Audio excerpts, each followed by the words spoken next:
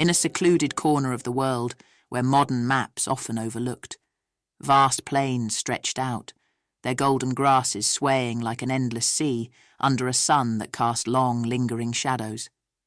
Towns and cities, with their bustling life, seemed a world away, and as night approached, an uneasy silence would descend. Beyond the familiar, where paved roads gave way to ancient trails, lay the Forest of Echoes, a place of beauty and mystery. The Forest of Echoes was a realm of towering oaks and whispering pines, their canopies so dense that they filtered the sunlight into a perpetual twilight. Ferns and moss blanketed the ground, and bioluminescent fungi glowed faintly, casting an ethereal light. Birds, though rarely seen, filled the air with haunting melodies that seemed to resonate with the very soul of the forest. Deep within this verdant maze, a clearing revealed a solitary, weathered cottage. Its walls, though aged, seemed oddly untouched by the ravages of time. The path leading to it, though overgrown, hinted at past visitors. The windows of the cottage, though clouded with age, shimmered with an inner light, and inside a table was set, as if awaiting guests from another era. The atmosphere around the cottage was thick with anticipation. A nearby brook, which should have babbled with life, flowed silently, its waters eerily still, reflecting the ghostly glow of the moon. Every so often, a faint melodic hum would drift from the cottage, a tune that seemed out of place in the modern world, yet perfectly at home within the Forest of Echoes. The cottage, they said, was a gateway, a place where the veil between the now and the long ago grew thin, and those who ventured too close might find themselves ensnared by the mysteries it held. The sun's descent painted the sky in hues of deep orange and crimson, casting elongated, wavering shadows that seemed to reach out, grasping. A rhythmic thudding, distant at first, grew steadily closer, hooves against the unyielding ground. The horizon gave way to 3 figures, their outlines blurred by the heat shimmer, making them seem like mirages birthed from the desolate land itself. A gust of wind rustled the dry grass, carrying with it a hint of cold, and perhaps a whisper of old lullabies. The trio's approach stirred the very atmosphere around the cottage. Birds, sensing an unseen tension, took flight in a flurry, their cries piercing the heavy silence. The eldest, a man with a weathered face, squinted against the setting sun, his hand instinctively moving to shield his eyes. Beside him, a young woman's fingers twitched, her gaze darting to the cottage's empty windows, as if half expecting to see a face staring back. Their companion, another woman, clutched a worn-out pendant, her lips moving in a silent prayer or perhaps a plea. The cottage, with its time-worn facade, seemed to lean in, listening, waiting.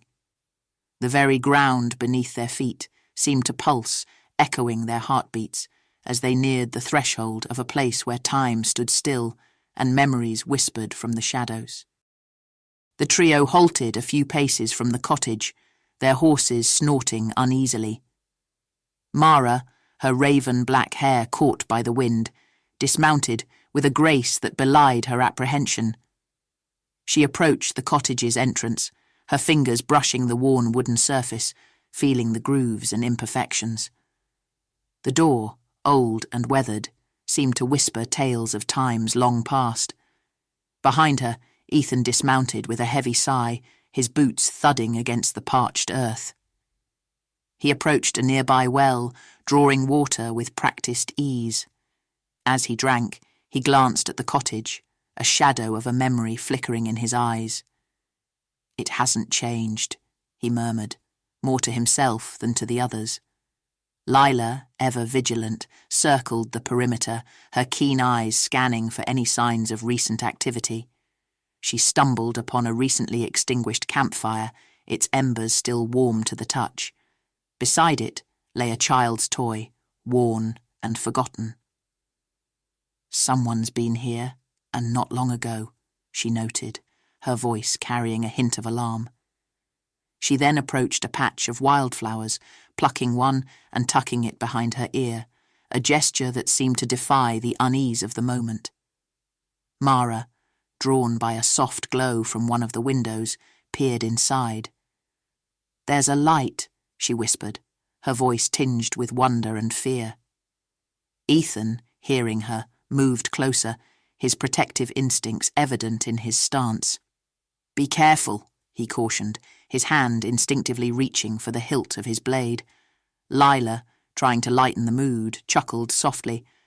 "Probably just a reflection or some fireflies," she mused. As the trio neared the cottage, the landscape seemed to shift into an otherworldly tableau. The once vibrant chirping of crickets, which had painted the backdrop of their journey, dwindled into a haunting hush. The wind, which had moments ago danced through Mara's raven-black hair and rustled Lila's cloak, was suddenly stilled, as if commanded to silence. Trees, their branches previously alive with movement, now stood frozen, their leaves shimmering but unmoving in the moonlight. Mara's heart raced, each beat echoing in her ears, amplifying the profound stillness around them. Her steps, once confident, now hesitated, the weight of the silence pressing down on her.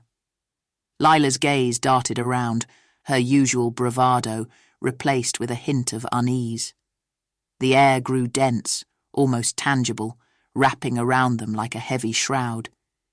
Ethan, seemingly unfazed, cast his eyes upwards. The moon, which should have been a mere silent observer in the night sky, now hung suspended, its silvery glow casting an ethereal light that seemed to spotlight their every move. Lila, trying to shake off her growing apprehension, was momentarily distracted by the reflection in a nearby pond. The water, which should have danced with the play of light and breeze, was now a perfect, undisturbed mirror, reflecting the world in uncanny detail. The cottage, with walls that whispered tales of ages gone by, and windows clouded with the memories of countless sunrises and sunsets, seemed to beckon them. Its aura was palpable, drawing them closer. As Mara and Lila, their fingers brushing against each other for a fleeting moment of shared comfort, reached out to the door, there was a collective intake of breath. The door creaked open, revealing the dimly lit interior of the cottage. The air inside carried the musty scent of old books and long-forgotten memories. Cobwebs draped the corners, and the wooden floorboards groaned under their weight.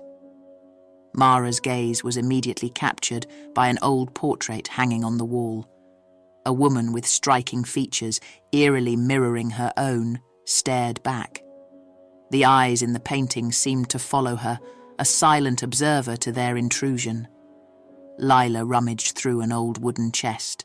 Her fingers brushed against delicate lace, handwritten letters and trinkets. She held up a locket, its surface tarnished. Inside, a faded photograph of two children smiled back, their expressions forever captured. Ethan found himself drawn to a dusty tome on a wooden table. The pages, yellowed with age, contained handwritten notes, sketches, and symbols. As he leafed through it, a particular passage caught his eye, hinting at rituals and moon phases. As the minutes turned to hours, the trio became deeply engrossed in their discoveries.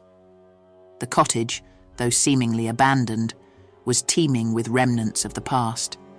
Whispers seemed to emanate from the walls, each room holding its own secrets. Suddenly, a gust of wind blew through the open window, extinguishing the candles and plunging the room into darkness.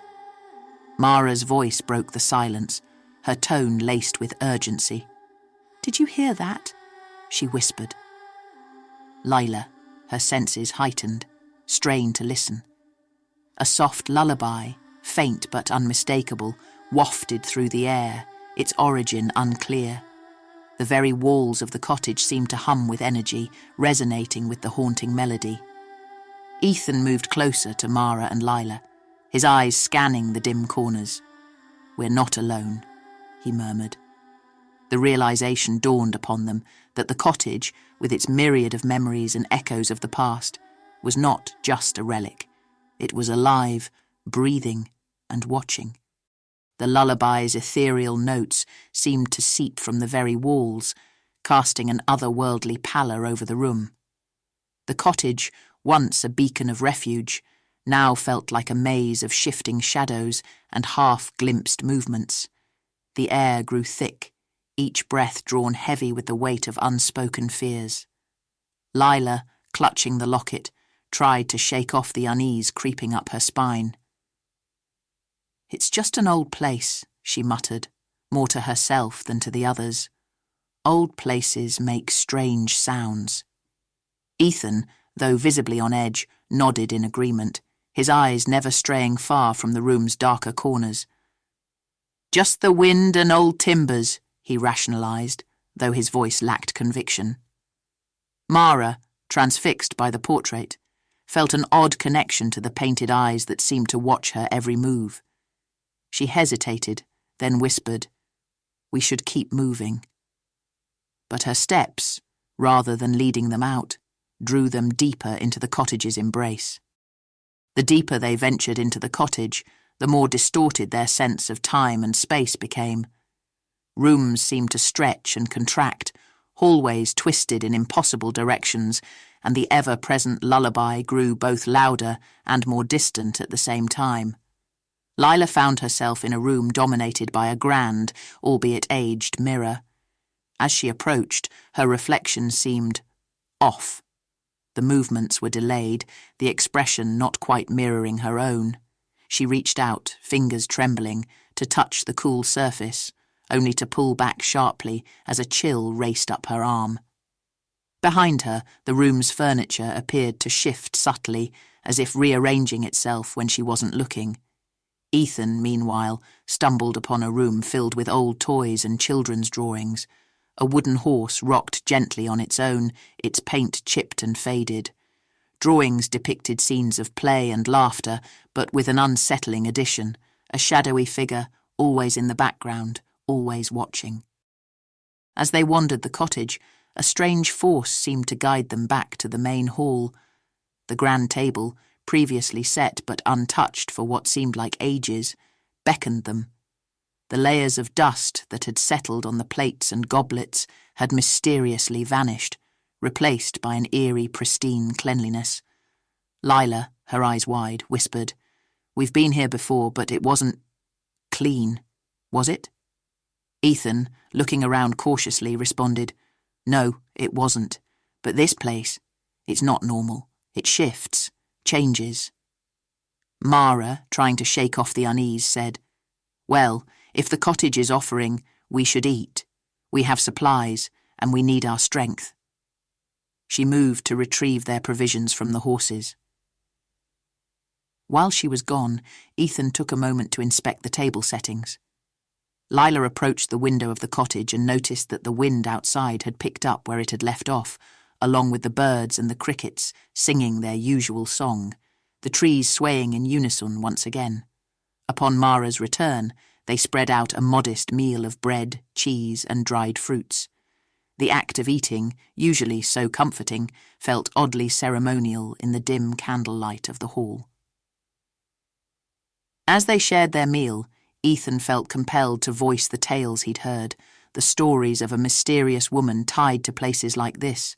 The food in their mouths tasted bland as the chilling narrative unfolded, the weight of their situation becoming ever more palpable with each word. The dim light from the candles cast flickering shadows on the walls, making the room feel alive, as if it was breathing with them. The trio sat in a triangle around the table, their food mostly untouched, the weight of the situation pressing down on them. Ethan cleared his throat, his gaze distant, as if he was looking far beyond the walls of the cottage. "When I was a child," he began, "my grandmother would tell me stories to keep me from wandering into the woods. Tales of places that weren't just places, but entities with desires and memories." He took a deep breath, his fingers playing with the stem of his goblet. She spoke of a dwelling, not unlike this one, that would appear and disappear, luring the curious and the lost. Inside, they'd find rooms that seemed to shift, hallways that led to nowhere, and a presence, always watching, always waiting. Lila, with a teasing glint in her eyes, leaned in. Sounds like your grandmother was quite the storyteller. Did she also tell tales of knights getting lost, only to be saved by their trusty steeds? Or perhaps a mischievous squirrel? Ethan chuckled.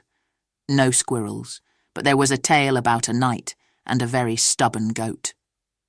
Mara, her lips curling into a smile, whispered, "Do you think this is the same place, the one from your grandmother's stories?"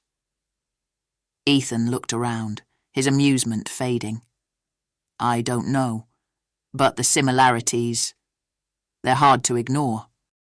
As the last of Ethan's tales faded, the soft glow of the candles, which had previously bathed the room in a warm, inviting light, now seemed to dim, their flames dancing erratically. The resulting shadows played on the walls, creating a tapestry of moving darkness. As Ethan's voice trailed off, a faint hum began to fill the room. At first, it was almost imperceptible, but as the minutes passed, it grew in volume and clarity. Lila, seemingly lost in thought, was the source. Her fingers tapped a rhythm on the wooden table, each tap echoing in the growing silence of the room. The tune was unfamiliar to Mara, but there was something about it that tugged at the edges of her memory. Mara tried to focus on her meal, but the hum from Lila grew louder, more insistent. She exchanged a glance with Ethan, who seemed to be observing Lila with a mix of curiosity and concern. She cleared her throat, trying to break the spell. "Lila, that tune you're humming, it sounds familiar. Have you heard it somewhere before?" Lila paused, her gaze unfocused. "I'm not sure. It's just something I felt like humming." Mara, feeling a mix of confusion and concern, pressed, It's getting louder. It reminds me of something. Can you stop for a moment?" Lila's eyes met Mara's, a hint of irritation flashing. "Why? It's just a tune. Why is it bothering you?" Mara, taken aback by Lila's sudden defensiveness, replied, It's been going on for a while. It's a bit distracting."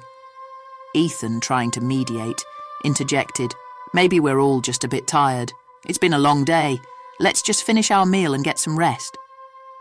Lila, her voice soft, but with an underlying edge, responded, "Maybe some of us are more sensitive than others."